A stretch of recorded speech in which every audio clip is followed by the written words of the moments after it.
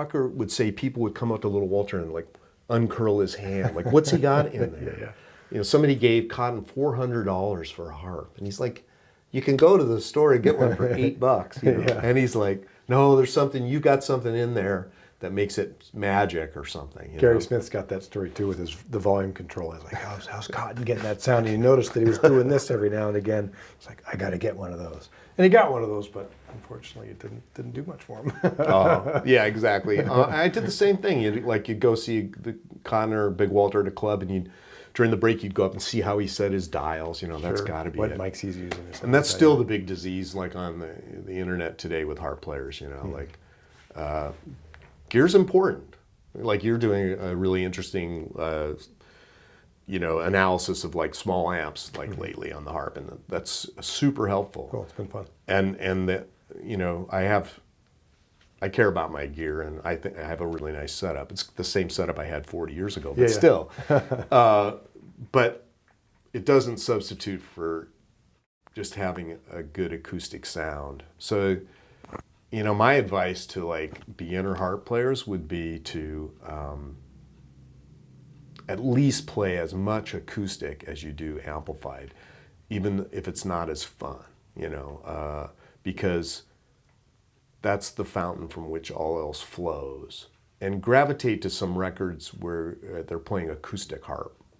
Like, one of the great tragedies, like, you're compiling this amazing archive of interviews. Like, where's Little Walter, Like, there's no film on this guy except for that, folk blues festival stuff from the 60s. And that didn't show up until actually not that long ago. Like, when I started, that was only a rumor. Yeah. And you see it in, like, he's playing acoustic harp, and you're like, oh man, where's that amp? But that's perfect. If you want to learn the Little Walter style, like, watch those videos, like Walter's Jump or whatever, that instrumental that he does. Because that's the sound. That's what I got from Osher inside that cramped little practice room, was that Chicago wide open tongue block slapping kind of sound, like right in my face with no, it's so confusing and bewildering to try to unpack Little Walter style with the electronics. And then people think, Scott Dirks is right on the money about this, like, what equipment did Walter use? Walter used whatever the hell was around. And a lot of the heavily amplified, heavily reverbed kind of sound that he got in the studio was a product of Bill Putnam and those guys at Universal Studios too, where they recorded. I mean, they also added to Walter's sound. But what made Walter Walter wasn't the echo chamber, it was that cosmic jump style that he came up with, after listening to a lot of sax players. And, so anyway, my advice would be to just really work on your acoustic thing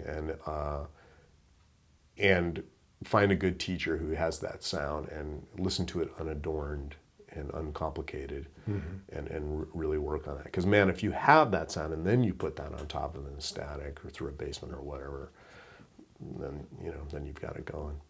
You said cosmic jump. What do you mean by cosmic jump?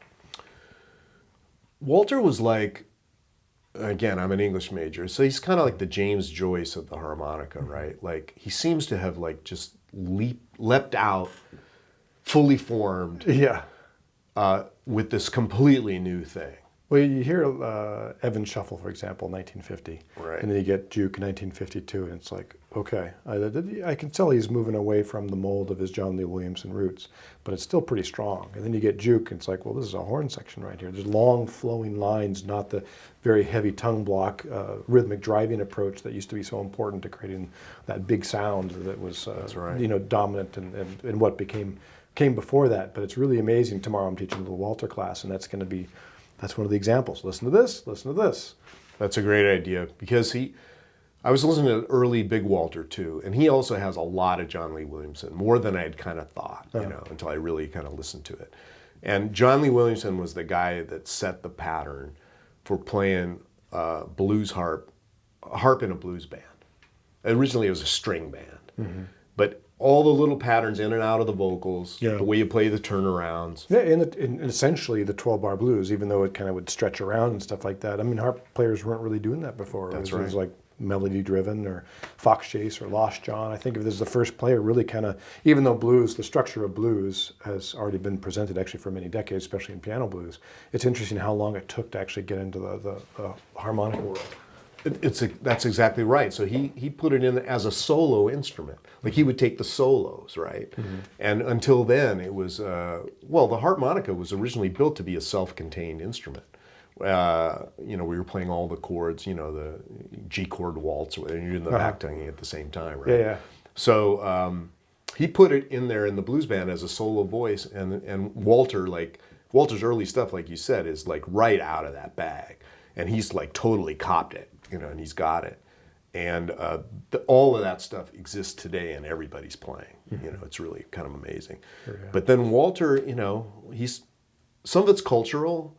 Like the influence of drugs and stuff on music is way overblown. But he smoked weed where the other guys drank, and he listened to. He was younger, so he was listening to the big band stuff, Gene Ammons and sax players like that who were right there in Chicago, and when he had that shot at that Muddy Waters session, and he pulled out Juke, which I guess was a tune they used as a break tune. On the bandstand, and that's where he went. He went kind of in that saxophone direction. But the cool thing about Walter was he figured out all the coolest harp sounds you could get in that vein. He doesn't sound like a saxophone necessarily. Like his lines are clearly like influenced by that. Yeah, exactly. It's so interesting. Like there's this. I remember when Howard Levy came out and started this whole revolution around the overbends and everything, and there's still this like supposed controversy, which is completely phony, really, to me, or I just don't relate to it, like the retro sound versus like the new way. And when I listen to like Charlie Christian on the guitar or Little Walter on the harp, that's my favorite kind of guitar sound. Just because it's woody and it's kind of in the mid-range, and then he's got a beautiful attack and his solos leap out of there. Walter's got this compendium of sounds. The other key thing is he got that amplified concept. Like Charlie Christian on the guitar. Well, now with an amp, like all my notes can be sustained, in ways. I can do these swoops. I have more dynamics. Like Walter has those songs where like the note just shoots out of the speaker. Yeah. It's because he's playing pretty quiet. Like the other thing is Walter plays pretty quiet. Yeah. Another tip, very, very key thing, yeah. Almost all the good guys played pretty quiet. The biggest sin that, harp players have probably always had since the advent of amplification. Amplified bands. Is to play It's the band. play too hard. Yeah. And you lose half your tone, like right out the window. Like, Kim Wilson's a good friend. I haven't really had very many technical discussions with him at all, but like he did tell me one time, there's a certain critical mass of air you need to put in there, and after that, it comes back on you. It bites you if you try to put more air in there. And so, like then when you want to hit a big, killer, punchy note, there's nowhere to go because you're already at kind of top speed. So Walter's a really great lesson in, like he leaves gaps in his lines. He's not playing constantly. And then in between his, he's got that, he's doing those little chop, chop, chop, like in and out of his riffs and stuff. And he's just got, he came up with the catalog of amplified tonalities, like the warble amplified.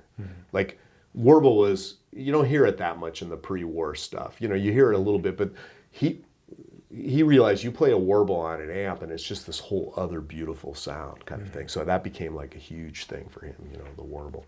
So it turns out he did come from somewhere. He came from that John Lee tradition, but he really understood what the potential of the amp was.